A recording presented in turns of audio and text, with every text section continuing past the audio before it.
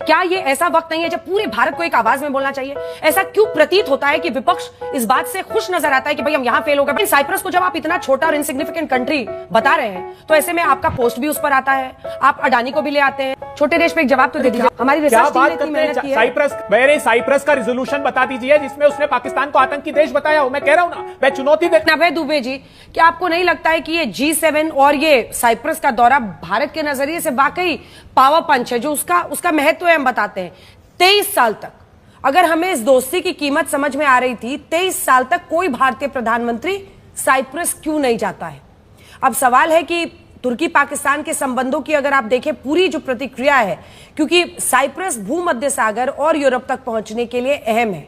भारत के नजरिए से आप देखिए EU का मेंबर है, अगले बार अध्यक्ष बन सकता है। साइप्रस तुर्की पाक संबंध की काट सबसे बड़ा इंडिया के लिए बन सकता है। India middle east Europe economic corridor इससे मजबूत होगा। इसी के साथ साथ अगर वो EU का अगले साल अध्यक्ष बनने वाला है तो कितना इंपॉर्टेंट है। वहीं G7 में भी हम जा रहे हैं, सभी ताकतवर देश वहां पर रहेंगे, तो जाहिर तौर पर पावर पंच है या नहीं है ये आपकी नजर में? अंजना जी, एक प्रसिद्ध कहावत है, you never venture out before ensuring your home safety. घर में क्या हाल किया आपने प्रधानमंत्री जी? सार्क देशों की क्या स्थिति है? 2016 के बाहर, लगभग सार्क से बाहर हैं आप।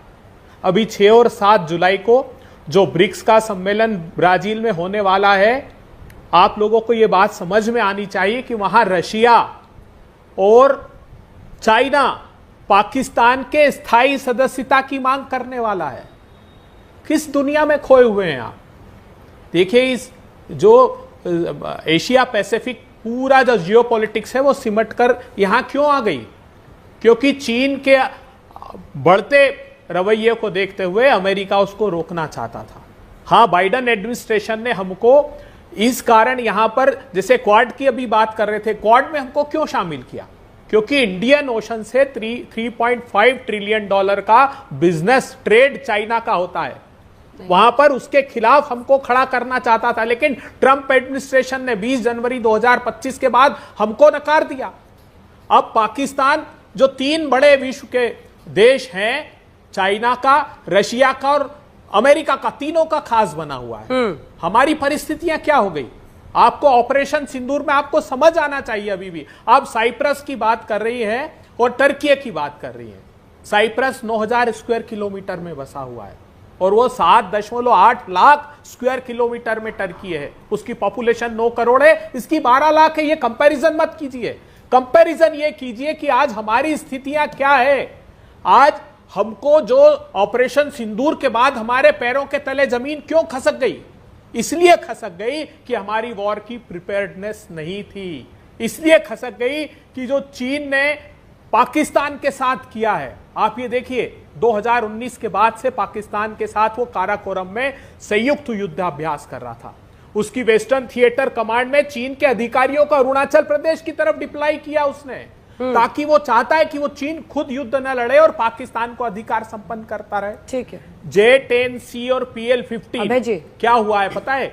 हमारी जो, सुनिए ना, एक आखिरी बात कहनी थी। आइसा रडार है जो राफेल में नहीं लग सकती, उस आइसा रडार ने हमारे राफेल को ब्लॉक किया उनकी मिसाइल्स ने, और हमारे साथ वो हादसे हुए। हम कब सीखेंगे? हम कब सीखेंगे ये कि हम इलेक्ट्रॉनिक वॉरफेयर में हमने तैयारी नहीं की? 2019 के बाद चीन ने पाकिस्तान की तैयारी कराई, आप आंख बंद करके बैठे रहे। आपने इलेक्ट्रॉनिक स्पेक्ट्रम मैनेजमेंट सिस्टम को पढ़ा ही नहीं, जानने की कोशिश ही नहीं की। हम बहुत पिछड़ गए इस दृष्टिकोण से। हमको इक्विप्ड होना चाहिए। इसका जवाब सुधांशु जी आप दीजिएगा। उनकी तीन बड़े आरोप है। वो कह रहे हैं, एक तो हम वॉर के लिए प्रिपेयर्ड नहीं थे, हम युद्ध के लिए तैयार नहीं थे, हमने अपने आप को एडवांस जो सॉफ्टवेयर के जरिए जो आजकल युद्ध लड़ा जा रहा है, जो इलेक्ट्रॉनिक्स के जरिए लड़ा जा रहा है, उसमें आपकी तैयारी जीरो थी। और फिर तीसरी हस्तक्षेप की। लेकिन साइप्रस को जब आप इतना छोटा और इनसिग्निफिकेंट कंट्री बता रहे हैं तो ऐसे में आपका पोस्ट भी उस पर आता है, आप अडानी को भी ले आते हैं, नेहरू युग में भी जाते हैं, तो इसकी क्या वजह थी अभय जी?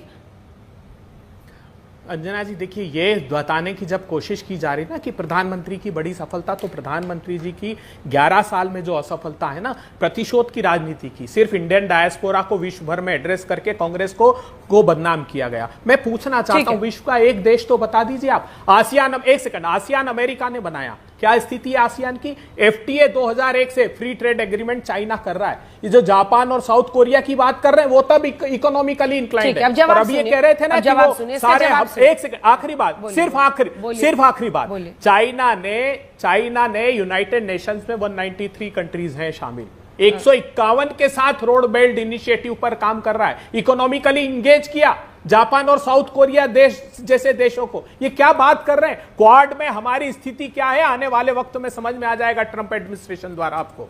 तो सुधांशु जी, हम ट्रंप को कैसे टैकल करेंगे? अनुराग जी इसके बाद आ रही हूं। ट्रंप को कैसे टैकल? हाँ अंजना जी, मैं बिल्कुल आपके दर्शकों के संज्ञान के लिए पूछना चाहता हूं, अगर ट्रंप के बयान पे भरोसा करो तो ट्रंप ने तो कहा कि न्यूक्लियर वॉर होने वाली थी और हमने तो न्यूक्लियर क्राइसिस को अवॉइड किया है। तो कहते नहीं, ट्रंप के बयान के इस वाले हिस्से पे हमें भरोसा नहीं है, क्योंकि भारत सरकार ने कहा है कि न्यूक्लियर कॉन्फ्लिक्ट जैसा कुछ भी नहीं था। तो फिर भारत सरकार के बयान पे भरोसा कर लो, क्योंकि भारत सरकार ये भी कर रही है मध्यस्थता नहीं था। नहीं, भारत सरकार के मध्यस्थता वाले पोर्शन पे हमें भरोसा नहीं करना है, हमें भारत सरकार के दूसरे वाले पोर्शन पे भरोसा करना है, और ट्रंप के दूसरे वाले पे नहीं करना, पहले वाले पे करना है। ये जो देखने का नजरिया है, ये दर्शाता है कि भारत की अप्रतिम विजय और शौर्य में भी किस प्रकार से कोई, जिसे प्रधानमंत्री जी ने कहा था, काला टीका लगाया जाए ताकि उसमें लग सके कि कोई कमी दिख सके। ये उस दूषित दृष्टि से प्रभावित। ठीक है, अनुराग जी और अरविंद जी, इसके बाद मैं फौरन आपके पास आऊंगी, उसके बाद इनको रिबटल का मौका नहीं मिलेगा। अभय दुबे जी, देखिए मैं जानती हूं कि आप मतलब सब पूरी तैयारी के साथ आते हैं, लेकिन क्या आपको खुद समझ में नहीं आ रहा है कि साइप्रस, अगर आपने उसको बहुत छोटा देश करार दिया, हमने 74 में जब टर्की ने इन्वेजन किया था, हमने साइप्रस का साथ क्यों दिया था?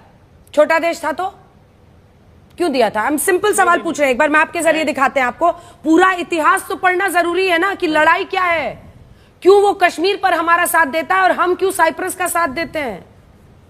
साइप्रस पर 1914 तक ओटोमन साम्राज्य का कब्जा था, फिर 1914 से 60 तक ब्रिटेन के अधीन था, 60 में स्वतंत्र हुआ, 60 से 74 तक संयुक्त साइप्रस चला, लेकिन 74 में ही टर्की ने इन्वेजन कर दिया, आक्रमण कर दिया। उत्तरी साइप्रस पर 1/3 हिस्सा, देखिए ये साइप्रस का मैप है, 1/3 हिस्सा पर कब्जा कर लिया, लेकिन हम साइप्रस के साथ खड़े रहे, हम इन्वेजन में। और भारत ने साफ साफ जो कहा था, अगर आप चाहते हैं तो 74 की बात मैं बता दूं कि इंडिया जो भारत का है वो साइप्रस की sovereignty, unity and territorial integrity का सम्मान करता है। अब आप समझाइए कि छोटा देश था तो हम क्यों साइप्रस के साथ खड़े हुए टर्की के खिलाफ? देखिए अंजना जी, देश इच्छा शक्ति से बड़े होते हैं, इसमें कोई दो राय नहीं, लेकिन आज एक बहुत बड़ी और व्यापक लड़ाई है, और ये लड़ाई में जो हम फंसे हैं वो हमारी सरकार की गलत नीतियों की वजह से फंसे हैं। ये मैं याद दिलाना चाहता हूं देश को। भविष्य के जो खतरे हैं, कांग्रेस पार्टी क्या देश के साथ नहीं खड़ी है? हम सरकार को आगाह करना चाहते हैं। अभी चीन ने क्या किया है? चीन पाकिस्तान को J-35 छोटे देश पर तो एक जवाब दे दीजिए ना सर, फिर चीन भी चलेंगे। सुनिए ना, छोटे देश पे एक जवाब तो दे दीजिए सर। इतना क्या हमारी रिसर्च टीम ने इतनी मेहनत की है। साइप्रस, मेरे साइप्रस का रिजोल्यूशन बता दीजिए जिसमें उसने पाकिस्तान को आतंकी देश बताया हो। मैं कह रहा हूं ना, मैं चुनौती देता हूं इस पूरे शो के दौरान, कोई एक देश, हमारे सारे सांसद महोदय गए, सार्क के कोई देश नहीं गए, हमारे पड़ोसी देशों में नहीं गए, क्योंकि सारे चीन के इन्फ्लुएंस में है। उसने अफगानिस्तान के साथ अभी और नेपाल के साथ अभी ट्रांस हिमालयन प्रोजेक्ट साइन कर लिया है। उसने भूटान के साथ 3 स्टेप बाउंड्री एग्रीमेंट कर लिया है। उसने श्रीलंका का हम्बन टोटा ले लिया। वो इकोनॉमिक कॉरिडोर पाकिस्तान के साथ, हमारे सारे पास के देशों को एंगेज कर लिया, और हमने सार्क को छोड़ दिया, ऑलमोस्ट छोड़ दिया। तब यह सवाल उठता है कि आज पूरे विश्व को इस बात की जानकारी है कि हमारा बड़ा नुकसान हुआ। सिर्फ मोदी सरकार इसलिए नहीं बताना चाहती कि उसकी छवि खराब हो जाएगी। आप जीपीएस अमेरिका की सैटेलाइट है, गैलीलियो यूरोप की है, ग्लोनास रशिया की है, बेदू चाइना की है, सबने पता लगा लिया कि कितना कैसे हमारे विमानों को मार गिराया। लेकिन ये वॉर की प्रिपेयर्डनेस पर ध्यान नहीं देना चाहते। हम तो एक रास्ता दिखाना चाहते हैं उनको कि हम किस नए ट्रैप में फंस गए। अगर मोदी सरकार सिर्फ यही प्रचार तक अपने आप को समाचार की सुर्खियों तक सीमित रखेगी तो इस देश को बहुत बड़ा नुकसान होगा। प्रधानमंत्री जी का पहला स्पीच सुनिए 2014 में, जब सारे तीनों फोर्सेस के कमांडर से बात की तो उन्होंने कहा कि हमारा जो एनिमी है वो दिखता नहीं है लेकिन हमारा थ्रेट दिखता है। इसका अर्थ यह था कि प्रधानमंत्री जी ने पाकिस्तान को दुश्मन नहीं माना, सिर्फ आतंकवाद को माना। यह पहली गलती उन्होंने की और तब से लगातार करते आ रहे हैं। क्या अनुराग भदौरिया जी और अरविंद जी को दिखाइए, उसके बाद से सुधांशु जी मैं आपके पास आऊंगी। जल्दी से आप दोनों से एक एक कमेंट। अनुराग जी आपके साथ शुरू करते हुए, क्या ये ऐसा वक्त नहीं है जब पूरे भारत को एक आवाज में बोलना चाहिए? ऐसा क्यों प्रतीत होता है कि विपक्ष इस बात से खुश नजर आता है कि भाई हम यहां फेल हो गए? भाई अगर कोई कंट्री किसी पर अटैक करता है, आप ही बताइए, कोई दूसरा देश उसकी बड़ाई करेगा कि बड़ा अच्छा किया पाकिस्तान को मार दिया? ऐसे मामलों में क्या कूटनीतिक तौर पर न्यूट्रलिटी भी, कि उस आक्रमण के खिलाफ नहीं बोलना, आपका समर्थन होता है?